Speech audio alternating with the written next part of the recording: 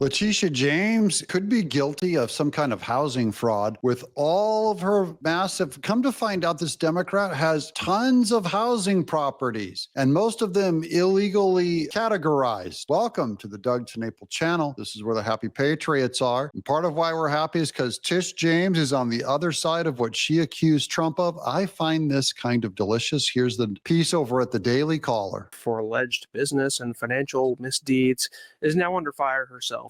She's caught up in a scandal about some properties that she owns, if she lied on some mortgage filings about those properties, whether she actually lives there, whether they're actually secretly rental properties.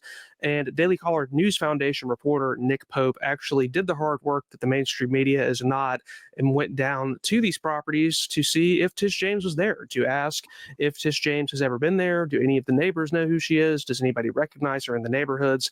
And if Tish James does not live at these properties, it turns out she might be in some serious legal hot water. So I talked to Nick today to find out what he learned when he went down to Norfolk, Virginia to look into these properties and what the next steps might be for Tish James and what kind of legal trouble she really might be in. So go ahead and give it a listen. Of course, Tish James does not live at these properties. She's not going to go slum at these dumps when she's a New York girl, high society. She just doesn't want to pay New York rent. She doesn't want to pay her taxes, just like the rest of us. Come to find out, this Democrat who says everyone else has to pay their fair share, including the rich. I don't know how many of you have 5 homes, pieces of property, one of which that's valued at millions and millions of dollars. Plus, she lives in New York, and her personal net worth has gone through the roof since she's taken office, probably because she's corrupt. Hi there. I'm a reporter with the Daily Caller News Foundation. Goodbye, you're trespassing. I'm sorry. Trespassing. My kids are out here. I understand. We mean no trouble. We're just curious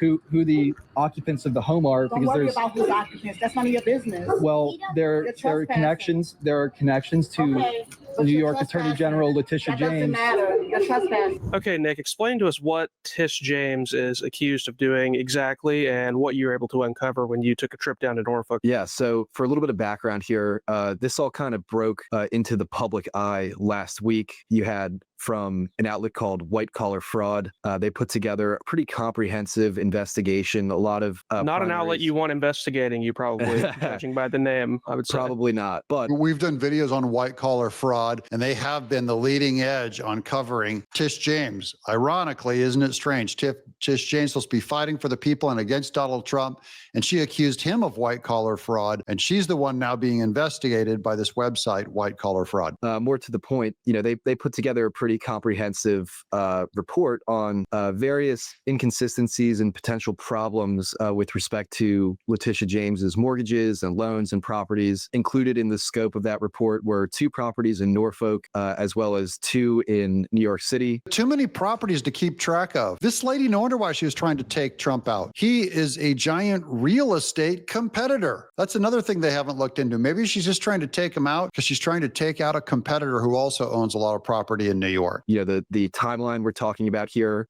goes all the way back actually to the early 80s with a residence in Queens, New York. So on that particular one, Attorney General James is alleged to have indicated on various pieces of paperwork that she and her father were husband and wife. Ew. I wouldn't even put that down, that I was married to my mom. I wouldn't even put that one down to get a tax break. That's insane. White Collar Fraud says that that sort of relationship, when put on these documents, could potentially have some sort of advantage relative to other classifications. For example, that privileges that are conferred with that designation are not necessarily shared by, say, husband and daughter, for example, in some cases. And then the other New York property, we have a place in Brooklyn. There's also inconsistencies there going back decades. By all accounts, this particular property appears to be a 5-unit dwelling. Pieces of paperwork filed with the city and others going back actually as recently as 2020 indicate that the property was recorded as a 4-unit dwelling, and that might not seem like a huge deal on its face, but according to White Collar Fraud, there actually is a pretty significant difference there, because basically the relevant statutes will treat a 5-unit plus dwelling as a commercial property, whereas 4 units and less is typically considered a residential dwelling. And so the underwriting standards are apparently more stringent for commercial than they are for residential, for example. So that's the allegations as they stand in New York City. And with So respect going, to so what you're saying, sorry, go just to ahead. interject, is it going from Yeah. 4 to going from 4 unit dwelling to 5 is not likely to be a coincidence, we would say, or it raises a more of a red flag, let's say, than 8 to 9. It's a little bit more concerning than just a slip of the pen there on the paperwork. It seems. Well, to clarify, he said going from 4 to a 5 unit dwelling. It's not. It's going from a 5 unit dwelling to her claiming it was a 4 unit dwelling, because that's a threshold in New York that if you go to a 5 unit dwelling, it's considered commercial.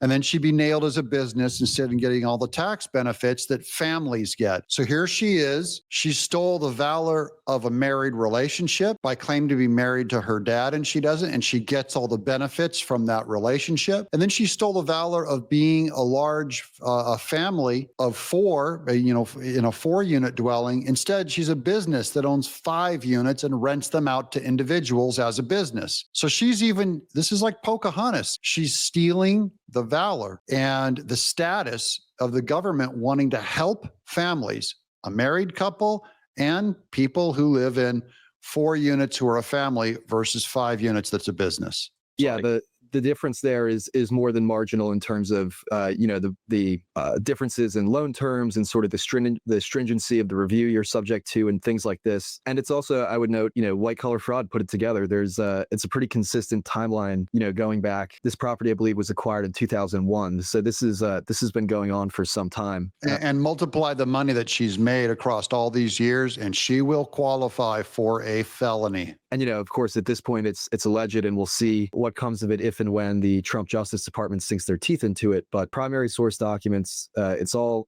in there, linked in there. And it goes, the certificate of occupancy for that particular dwelling says five units. That's dated 2001. And we see in permit applications, again, and this is in 2020, permit applications for repairs or some other sort of work are describing it as a 4 unit dwelling. So it is what it is. I'm not necessarily in a position to speculate whether or not there was intent behind it, but I'm in a position to speculate that there's intent behind it. Intent behind it is fraud. There, I said it. He said one other thing that I found interesting. He goes, he can't wait for the Trump Justice Department to sink into this. It's not the Trump Justice Department's job to take care of this. It's New York's job. But we know that they're all Democrats and they're not going to prosecute this. They're not going to investigate it. No one would, because it's political. If this was, again, Trump properties, mass investigation, massive lawsuits. And this is how New York treats Democrats. And frankly, how I think all Democrat states